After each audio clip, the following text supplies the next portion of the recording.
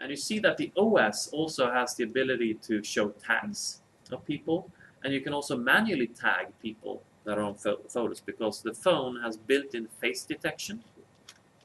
So we'll check this. So show or put in tags. Okay, so you have the marching ants, and this is Kalle in my family.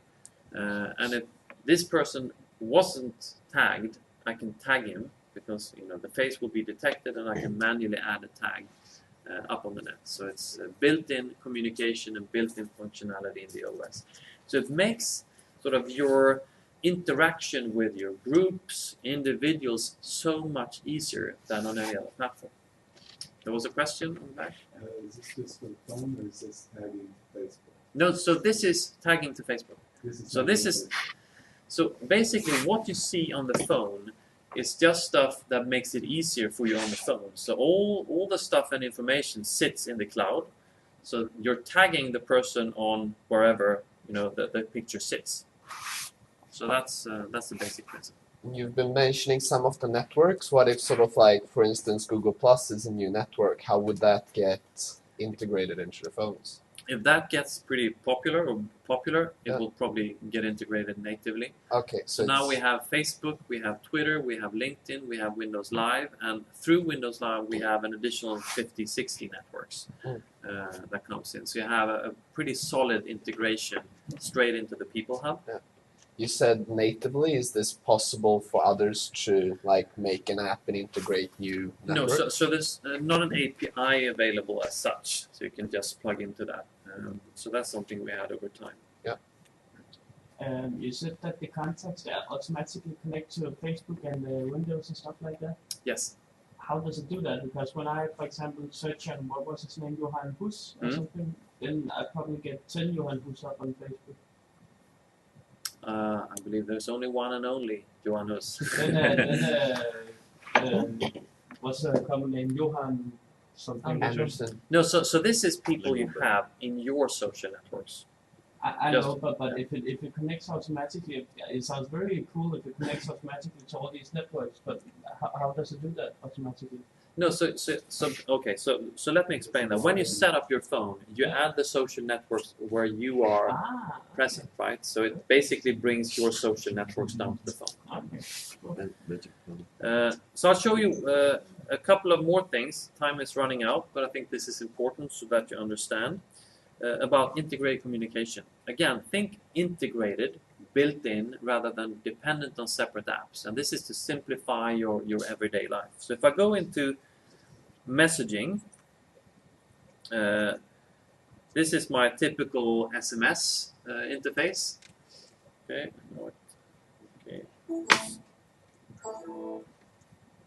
Okay. We will go back out and go back in. This sometimes is a bit jerky.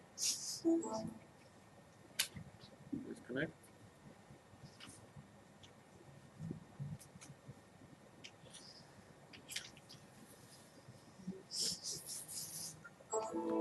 Okay, let's see if this works. So this is your SMS interface. So I typically, in the good old days, I just sent a text message or an MMS, etc. But now, if I go into, for example, Johan, you can see that in one thread and in one interface, I have SMS. So I send an SMS to Johan, and then I try and wake him up with a nice picture of some mangoes. And then I switch to Messenger, still being in the same interface. So I don't switch to another app. Send another SMS. I mean, he doesn't seem to be available anywhere. But then all of a sudden, he logs on and starts, communicating with me on Facebook. And I continue on Facebook, still in the same interface. Then he switches over and says, mango, mango, mango, on Messenger. But I keep, the conversation going in the same interface on the phone. So I don't have to switch apps. I don't have to log in somewhere else. I do everything from the phone. So this is the way how we simplify communications on the phone and integrate it rather than keep it in separate places. Nice demo. So you see I switch seamlessly, and when I have Johan signing in, I get a notification. So Johan just signed into Facebook. Do you want to continue with Facebook chat instead? And you do that in the same interface. You Can you switch use by the group? pushing these arrows, and you can switch between different phone numbers and different means of communication. Because you don't really care about where Johan is, where he's connected to. You just want to have a conversation. So that's how we simplify stuff.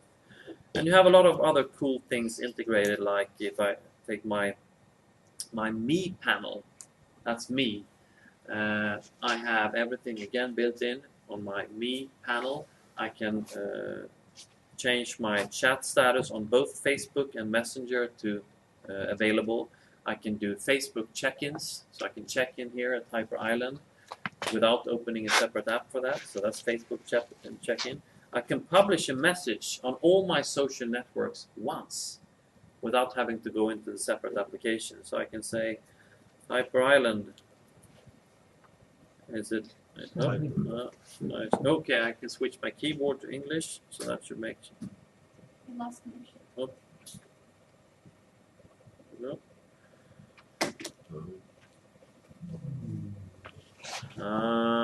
Don't go there. Don't go there. Hyper. Oh, it's always difficult to type. We say hyper. Okay, I want to publish that to all those three. Okay, and I do publish. So this again simplifies the way I communicate and stay in touch with the world. Why should I have to go into 3 or 4 or 5 separate apps to just publish my status? So this makes it easier and integrated. In the calendar, again communication.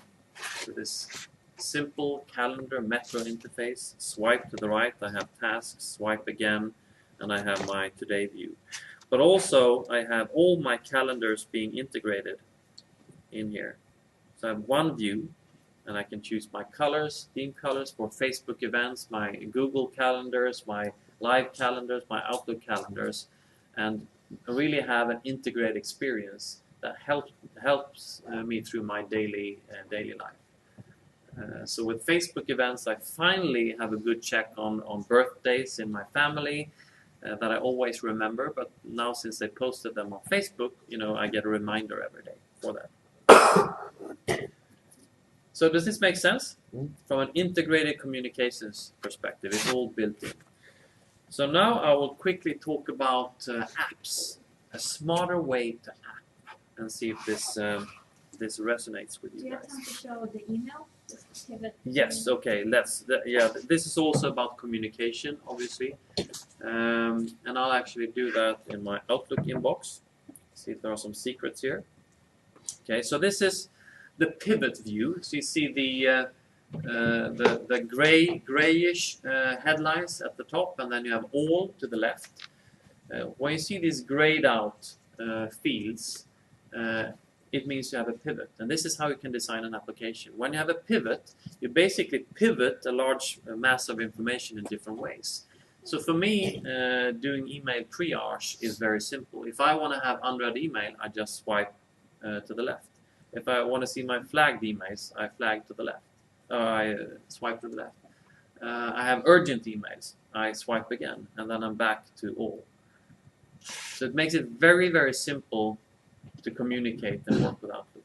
You have support for email threads.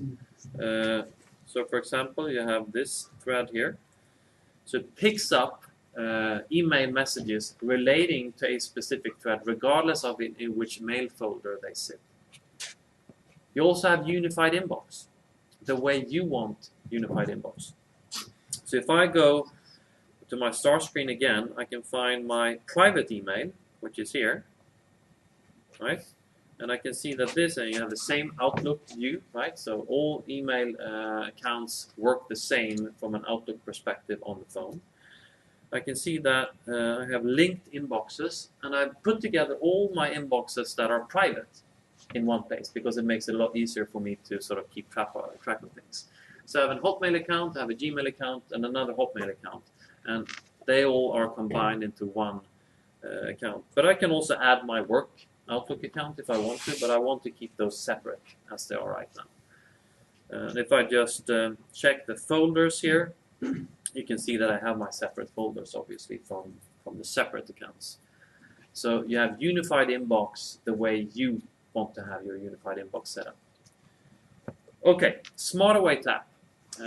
Is this okay? Do you want me to continue to sort of get a good grasp of things? Smart Away tab. First of all, we talked about apps can be pinned to start, showing information. That's important, and that's something you should design for when you design your app.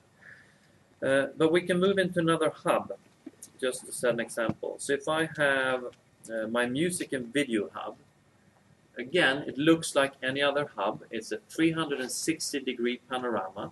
And you see that here I have apps that I've downloaded that relate somehow to music and video. Some kind of media applications. This could be radio apps, YouTube, whatever. I swipe again and I have my filtering here. I can go in and search for music and play music. I have my latest music that I played on the phone. I have some new stuff that I've loaded onto the phone. And I come back to where I was. A question? Yeah. Did you choose which group the particular downloaded app goes to, or it automatically detects the groups goes to? So the question was whether the apps show up here automatically or if I put them in there. Yes. Yes. So when you don't have to do anything, and that's the smart thing about this, right? So if you develop an app that is music and video related, it will show up automatically because you tag it, I think, as a music and video app as a developer. So that means that your users will know where to find your app, essentially. Can you remove it from there if you want to? No. It's this. So if you don't want to have it there, well, this list can grow longer, obviously, as you add more applications. So I'll show you a quick demo of how apps sort of work together. So this is sort of kind of telling for when I grow up. Tells you how old I am. So this is a musical masterpiece by the pop group, rock group, hard rock group Kiss. And this is a kind of cool experience. I can go in, I see what albums I have, and this is a Zune service, not available in Sweden yet. My songs, related artists, etc.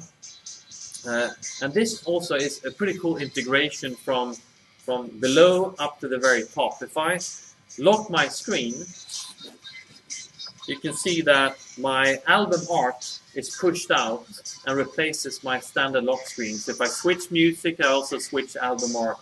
And this is very cool because it gives you a more animated and more lively experience of your phone. So if I stop my music, you can see that my old start or lock screen very subtly, comes back. So again, animation, motion to make this a very pleasant experience. But if I continue my demo, I start the music again. I go in. And if you recall, I had an application called Lyrics. So this is an application that has got to do with music somehow. So if I start that app, and this is now sitting very close to the music I'm playing, it will listen to the music that I'm playing on the phone and pull down the lyrics. So we can all sing along now before lunch. Okay? So 1, 2, 3. And we have some bios for Kiss as well. As they download, we have more information, etc., etc. So this shows. I'll stop this. This shows how apps can get much closer to another app and sort of bring up the experience a notch. Instead of you having to go out and look for that app, etc., etc. It sits, very tightly close to exactly what you're doing right now. Is that ads in the button? Is that what? Was that ads in the button? Yes. So you can have ad-funded and monetize on ads. Okay, so that was one example. I'll show you another example.